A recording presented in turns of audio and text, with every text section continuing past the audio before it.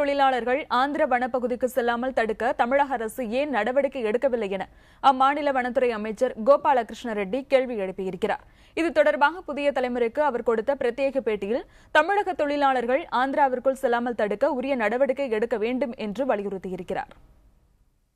That's what actually I am asking the Tamil Nadu government. Why not they stop it?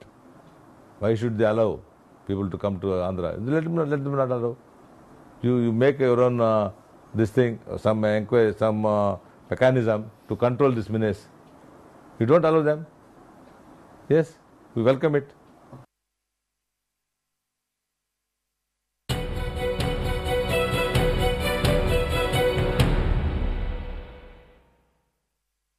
புதிய தலைமுறைக்கு ஆந்திர வனத்துறை அமைச்சர் கோபாலகிருஷ்ண ரெட்டி கொடுத்த சிறப்பு பேட்டியின் முழு தொகுப்பு நாளை ஒளிபரப்பாகும். காண தவறாதீர்கள்.